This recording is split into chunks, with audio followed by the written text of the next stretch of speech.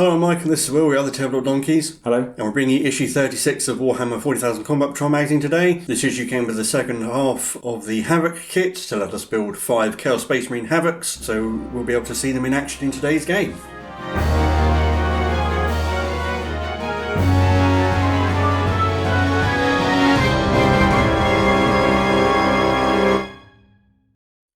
So first up we have the painting guide for the Havocs, and this is going to be pretty much exactly the same as the Legionaries because they are Chaos Space Marines but in slightly heavier armour. So starting with the coat of Abaddon Black for the Black Legion, then lead belch over all the mechanical parts and parts of the gun casing and so on.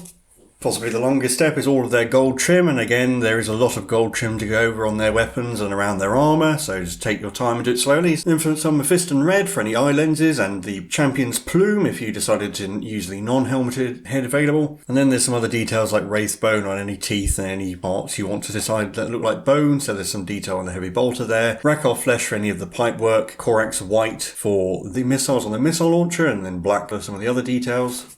And then going over all of the mechanical parts and red bits with Nuln Oil and the missiles again. And Agrex Earthshade for any Rackar Flesh bits and Wraithbone bits. Also, if you did use the non-helmeted version of the Champion, you'd wash it with Reikland Fleshshade, and then Reikland Fleshshade for all the gold parts to make sure it stays nice and warm. And there's a gallery there so you can see the models up to this point and check your progress against them. Then some more background lore, this time on Engines of the Damned. So demon engines are machines which have had demons bound into them, not necessarily willingly, and so they're often quite cross and also unleashed upon the foes of chaos. And the warpsmiths, as you see there, are responsible for creating the demon engines, as well as maintaining and creating regular equipment, the power armour and various armaments of the Chaos Space Marines, and they possess arcane knowledge to do all that. Then we have some examples of some demon engines. So we have the Forge Fiend, which is a large beast-like creation that tends to bound into battle and is equipped with powerful range weapons. And then the Mauler Fiend, which is pretty similar to the Forge Fiend, just a more melee-orientated version. There's lots of threading whips and it has plasma cutters to cut open enemy vehicles. And there are certain heretics called Lords Discordant who are obsessed with machinery and the production of demon engines. So you can see one there riding on a customised Hellstalker. Below then we have the Venom Crawler, which is a arachnid-like demon engine which scuttles around. Venom crawlers particularly like to harvest things they've slain to absorb their life essence, which sustains them somehow. And then we have the Defiler, huge towering six-legged walker which has a variety of weapons. You can see the one there has a battle cannon, twin-linked autocannon, its claws, and a power scourge, I believe. And finally the Helldrake, which is a sort of large demonic mechanical dragon which is particularly adept at taking out enemy aircraft by clawing them to bits. Then some background on another of the 4 major Chaos gods, Tzeentch, the Changer of Ways. He has a shifting form that you can never truly know his true self, and his cults delight in creating schemes and arcane plans that no one can truly understand.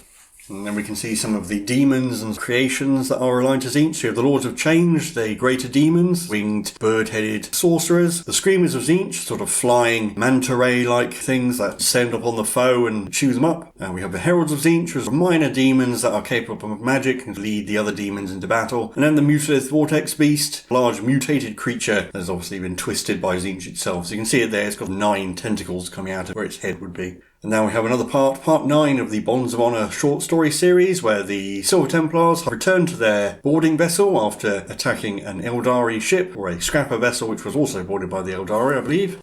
And then they get into an engagement with a Chaos vessel, having spotted a fleet of Chaos Space Marines fighting the Eldari in the distance. So I'll hand you over to Will. We'll be going back to the previous issue to look at the Havocs datasheet, and then we'll be able to see them in action.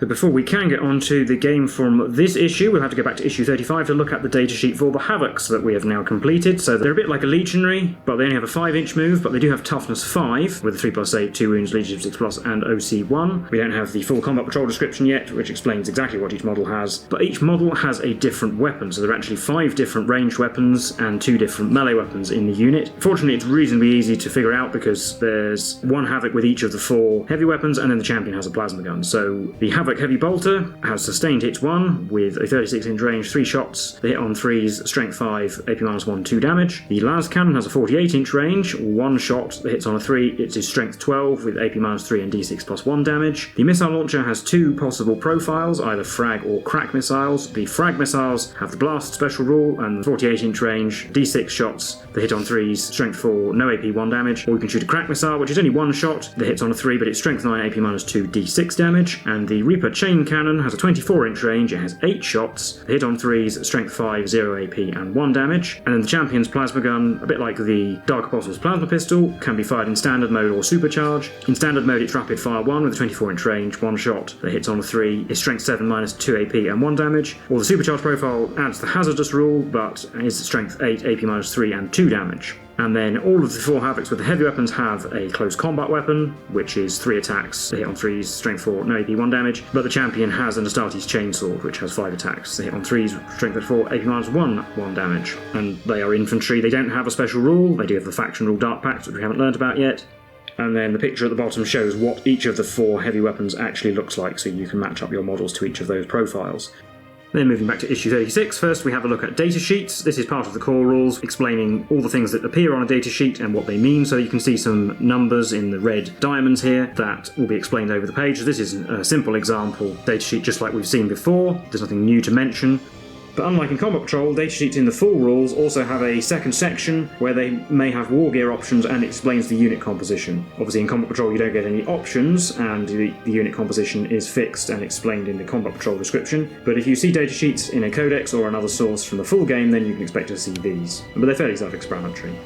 And then over the page, each of those numbered diamonds is explained in more detail, and all of this is all things we've seen before on datasheets like the Havocs one that we just saw, including all the characteristics, but this is a helpful reference for it. And again, the unit composition and war gear options are only relevant for the full Warhammer 40,000 game. There are a couple of things in the sidebar that are useful to note though, like aura abilities. We haven't seen any of those in Combat Patrol yet, but an ability that is tagged with the word aura affects all friendly units with certain keywords in a certain range, and the unit that has an aura ability is always considered to be in range of its own aura. And then we have a scenario for our Havocs. Big guns never tire. So if we have a look at the map, you can see the Havocs are set up on the edge of an area on one of the short edges, which is labelled as the exit point, and then there are 2 Tyranids units on the map, Termagants in the bottom left corner and the Winged Tyranid Prime in the top left corner, and the Tyranids' objective is to get to the exit point and the Havocs have to stop them. So they're deployed as shown there, but the Tyranids player in each of their own command phases generates a new unit from a table that we'll see over the page. But the Havocs just have to destroy Tyranid units and gain a victory point for each one destroyed, whereas the Tyranid player gains a victory point for each unit that makes it to the exit point. And at the end of the movement phase, any Tyranid units in the exit point are removed from the battlefield and then counts as having escaped and gaining a point. The game lasts for 5 battle rounds and the one with the most victory points at the end is the winner, or it's a tie of both at the same number. And then we have the table here, so you roll a d6 for the Tyranids in their own command phase, which explains which unit turns up and where. So on a roll of 1 to 3, a unit turns up in Zone 1, it'll be 5 Termagants on the 1, 2 Barbed Gaunts on the 2, or 1 Von Ryan Sleeper on the 3. And then 4, 5 and 6 is the same units, but turning up in Deployment Zone 2, which you can see on the map below again. And then we also have some tactical tips for each of the Havoc's weapons, starting with the plasma gun, which can be supercharged at the risk of injuring the champion. Because it has rapid fire 1 and a shorter range, it can be good for going after other units while the Havocs focus on something else. The heavy bolter has several powerful shots and sustained hits 1. It's quite good against lighter things, but because it has 2 damage and a decent number of shots, it can be good against medium to heavy units as well. The las cannon, on the other hand, is designed for taking out heavy units with a high strength, penetration and damage, and good range. The missile launcher can kind of do either, because the crack missile is good against single targets, whereas the frag missile is good against light infantry, and the Reaper chain cannon has a lot of shots, but not much AP, so it's good at taking out lighter Tyranid units, while the rest of the Havocs focus on things that are further away, because it has shorter range. And finally on the back page we have our victory outcomes. All the outcome for a draw, as it says there, if both sides have the same number, and what happens. So you can read those if you like. We'll get the game set up and see what the Havocs can do. So here's an aerial view of the battlefield. We have the Havocs deployed on the right, and the initial Tyranids on the left.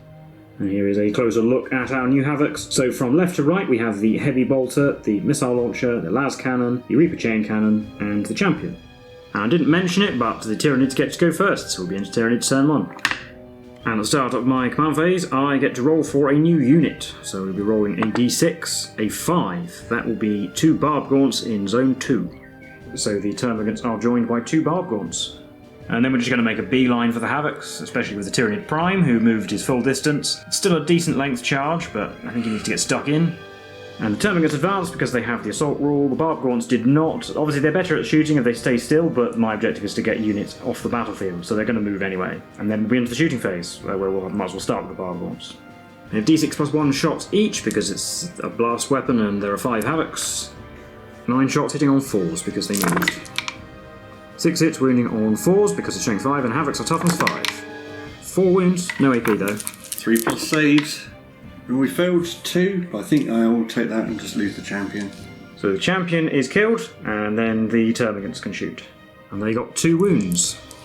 Oh, I failed 2 again. I'm going to have to re-roll one of those to try and keep Havoc alive. Saved. So the Heavy Bolter took that wound, and then we're on to the charge phase where the Tyranid Prime will attempt to charge. It's very close whether it's a 9 or a 10, but if I actually manage to succeed, we'll measure it very carefully. So we're looking for a big number. Well, a 4 is definitely not enough, but I'll use this command point. We have given ourselves command points as usual, even though it's not a full combat patrol game. No, an 8 is definitely not enough. It was at least a 9. So no charge. We'll be on to Chaos Space Marines turn 1. So I'm actually going to move. I'm going to move back a bit. It makes any Tyranid charges harder. I've got a really big range, so I might as well use it. And if anything does charge me, if they're in the exit zone, they'll escape in the next movement phase. That will bring me out of combat at the very least. They weren't able to move 3 though because the Barb Gaunts did hit them, so they were suppressed. And in the shooting phase, I think we'll do the Reaper Chain Cannon and the Termagants, the Heavy Bolter at the Barb Gaunts, and the Las Cannon and a Crack Missile at the Tyranid Prime. So Las Cannon hits on a 3. It hits. It wounds on a 2. Yes. That's 12. It wounds, it's -3, so... So he doesn't get a save, because it's only 4+ base. Yeah, and D6+1 damage. 4. So he's down to 2. And then the Crack Missile hits. Strength 9, so he... Wounds on a 3. No. I'll re-roll that. No. 8 shots from the Chain Cannon on the Termagants on 3s. Oh, they all hit. Strength 5, so wounding on 3s. That's only 4. No AP, so 5+ saves for Termagants. Oh, we made 2, so we lose 2 Termagants. And then the Heavy Bolter, 3 shots on the Barb Gaunts on 3s, 1 hit. Wounds on a 4, it doesn't. But that will be the end of Chaos Space Marine turn 1. On to Tyranids turn 2. So a new unit will be showing up, and it will be 1 Von Leaper, also in Zone 2. And the Tyranid Prime needs to make a battle shock test, but he is in synapse range of his own ability. Rolling a 9, which is definitely enough. So everything has moved, the Termagants advanced again, as did the Von Ryan's Leaper, which allows it to keep up, but once moving normally, and the Tyranid Prime is going to stop just outside of the end zone, because at the end of the movement phase, any Tyranid units in the end zone are removed, so if he got into it, he would just disappear, which would be good, but this way he can charge, and then he'll disappear in the Chaos Space Marine movement phase instead. The Barb Gaunts rolled 10 shots, which hit on 4s. 8 hits, and wounding on 4s. 5 wounds. 3+ saves, we made them all. And 1 wound from a Termagant. Saved. And there's 1 charge, which will be the Tyranid Prime. He needs only a 2, and he gets a 9. So he makes his charge like that, and then has 6 attacks hitting on 2s. They will hit. And they wound on 3s because he's strength 6. Only 2 though. I think I'll re-roll one of those because I've got 2 command points. 3 wounds. That knocked over a successful wound. AP -1, so we got 4+ saves. Ooh, made 2. I'll re-roll that failure. Made them all. Ah. So I'll pile the Havocs in so that they can all fight. 12 attacks on 3s, 9 hits, wounding on 5s. 3 wounds, no AP. Although I did use a command point in this phase already, so I do have to pass 2 of these or he dies. Oh, I passed all of them, so he's unharmed. And then we'll be on to Chaos Space Marines turn 2. So the Havocs won't move, because if they fall back they won't be able to shoot, and then at the end of their movement phase, because it does say the movement phase, not the Tyranid one, the Tyranid Prime goes away. So I do get a victory point, but it leaves the Havocs free to shoot. So we'll do Reaper Chain Cannon into the Termagants again, Heavy Bolter into the Barb Gaunts, and the Las Cannon and a Crack Missile into the Von Ryan's Leaper. So I'll start with the Chain Cannon on the Termagants, 8 shots on 3s, 6 hits, and wounding on 3s. 5 wounds. 5+ saves, only made 1, so the Termagants are destroyed, and that will be a victory point for the Havocs. I'll do the Heavy Bolter, 3 shots on 3s. So that's 2 hits, but 1 is sustained, so that's 3 hits. Wounding on 3s. No. Now I'll do the Las Cannon. The Von Ryan Leaper has stealth, so I'm hitting on a 4. I hit. Wounds on a 2. It does. It's -3, but he's got an invulnerable save. Yeah, or 6+. No, no, when we roll that. D6+1 damage. 3. That's enough. So quite a successful turn. All of a sudden there's only 2 barb gaunts left on the board. As we head into Tyranids turn 3.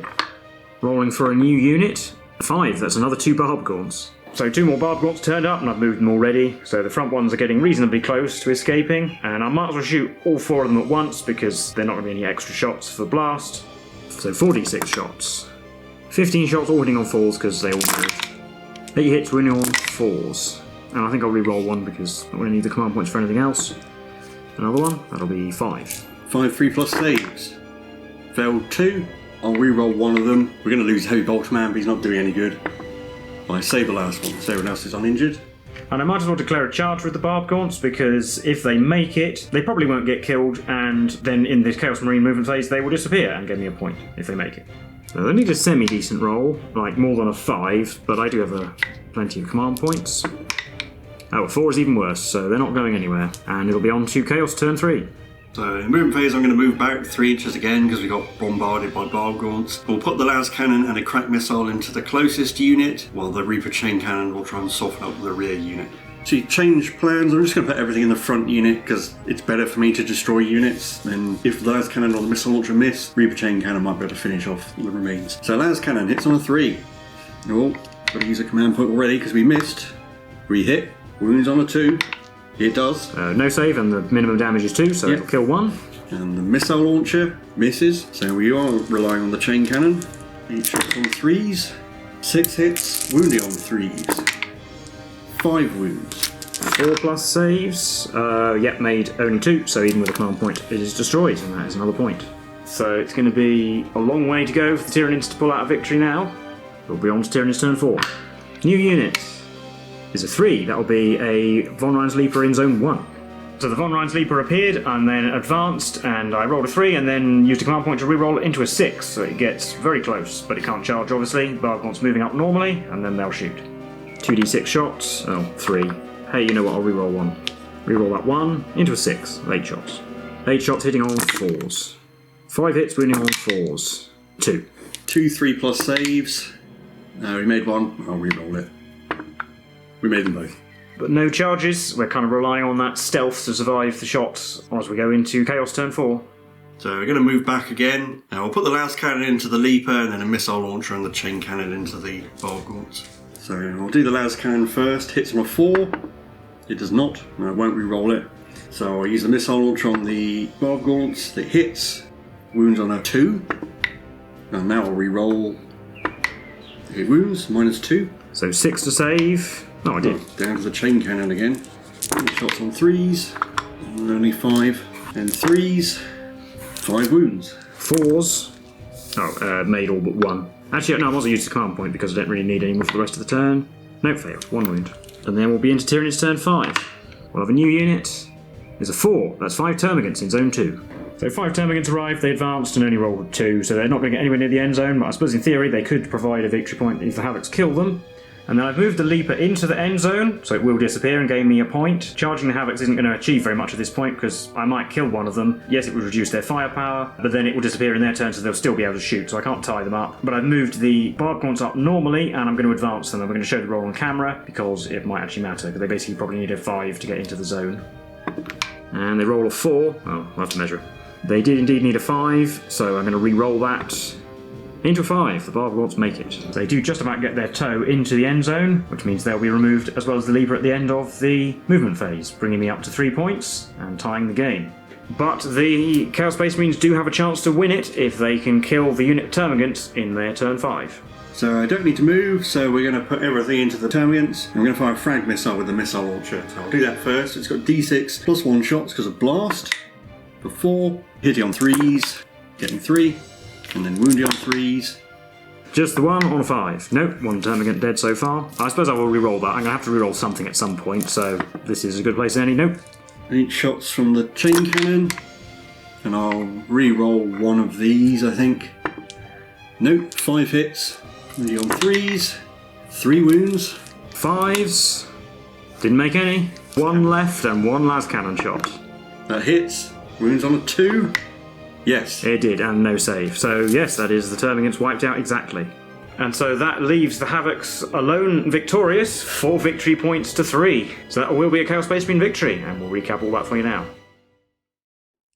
So that was the game for issue 36 of Warhammer 40,000 Combat Patrol magazine. How did you think that went? Well, it probably could have gone better. The champion died straight away, and the heavy bolter I don't think did any damage at all. So the las cannon had a very good game. What often happens when you have a single las cannon in a unit is you'll fire and it will miss, and you probably won't have the command points to spend to bother re-rolling it because you want to save it for something else. Yeah, and the scenario having the random Tyranids turning up, depending on what you actually roll, does make it easier or harder for the Tyranids. Yeah, if you roll nothing but von Ryan's Leapers, you might as well just advance and get there in 2 turns. Whereas getting loads of barb gaunts means that you're going to have some shooting, but you're going to get there quite slowly, especially if you want to shoot on the way in. Yeah, you might just be better off whatever you get, just advance and sprint for the exit. Yeah, that's possibly true, actually, if you roll some decent advance rolls. But it's quite a good demonstration of the Havocs. I guess they are a pretty useful unit. They've got decent firepower. They'll certainly threaten anything that they can see, and they've got enough range you can keep them at the back where they'll be fairly safe. And there's 5 of them, so they will out-objective control things like the von Ryan's Leapers. So say the von Ryan's Leapers charge them, they're probably not going to win. I think, as you might expect, that they aren't going to enjoy being in melee because they can't fall back and shoot. And yeah, the champion has a chainsword, but he's probably going to be the one who dies first. But some of them will probably live long enough and keep control of the objective. And actually, it is worth pointing out that they hit on 3s with their heavy weapons all the time. They don't have the heavy rule, which does mean, unlike the legionaries, for example, they can move and shoot, which does actually make them sort of semi-mobile. You can move them around in your back line and still have the same firepower available. So they do have a little bit of ability to reposition, which isn't always the case with fire support units. Or alternatively, it means you can slowly advance them towards an objective, for example, maintaining the same firepower the whole time. Yeah, no, and I guess they've got toughness 5, so they are slightly beefier to shrug off some small arms fire. The heavy bolter is possibly the weakest. The las cannon is obviously good against heavy targets, and a missile launcher which will do fine against lighter things. I think even the psychophage is only toughness 9, so it would be able to scuff that. But obviously it has the frag profile, so it's more versatile than the las cannon. And I guess which heavy weapon you remove first is going to depend on what you're facing and what you've already destroyed. Against the Tyranids and against lots of termagants, you might well want to keep the chain cannon and the missile launcher alive, but the las cannon, of course, is still good against things, the psychophage or the leapers, for example, so probably will end up being the heavy bolter that dies first against the Tyranids, but the heavy bolter might be better against Space Marines, for example, because it does 2 damage compared to the chain cannon, which only does 1 and has no AP. Yeah, they might, funnily enough, actually end up doing best against something like the Infernus Marine squad, because none of these weapons are ideal for taking on Space Marines. They all have their disadvantages, but between the lot of them, they might end up killing quite a few in a round of shooting. That said, this is a loadout you'd never ever take on a unit of Havocs in a proper game of Warhammer 40k. You'd pick one weapon and have 4 of them. Yeah, normally you'd want to have a unit that is good at one thing specifically, so if you have 4 las cannons, then if 1 or 2 of them miss, you've still got 2 to do the job. It's a shame in a way, because Combat Patrol is often advertised as being a good way to get into the full game, because you start with a small manageable army. But this is one of the examples where the weapon configuration that they force on you, not really that usable. Obviously, if you're not fussed about the weapon loadout in your unit and you just want some cool models, then great. But if you want to play them in a way where they're going to be effective on the battlefield, you are going to need to get more of them and equip the weapon loadout the other way. The kit is obviously good value for money because you're getting it over 2 issues. I think ideally you'd want to get an extra set of them, and then you have 4 of each weapon except the chain cannon, in which case you only have 2. And you just pick one of them and have a squad of 4 of one weapon and a squad of 4 of another weapon. And honestly, the champion's weapon, it really doesn't matter what you pick. He's probably going to be the one who dies first. I suppose if you got 2 and made the same unit again, you could then have a unit with 2 las cannons and 2 missile launchers, and then one with 2 heavy bolters and 2 chain cannons, which would be both a little bit less effective than they could be, but also a little bit more versatile than they could be. So, but they are really cool models. They look heavier than the Legionaries, which is good, and they have like the talons on their feet, so you can see how they would like dig in as they fire their weapons. And it's a really cool poses as well, especially the chain cannon. Looks like he's hosing down lots of stuff. Yeah, and I like how they have cables that come out of their helmets and sort of plug into their backpacks from their weapons. It really looks like they've kind of melded with their weaponry a bit more, which is one of the interesting things that sets the Chaos Space Marine models apart from the Loyalist Space Marines. They look like they've started to mutate into something kind of horrific compared to what they came from. Their obsession with firepower has turned them almost into living weapons themselves.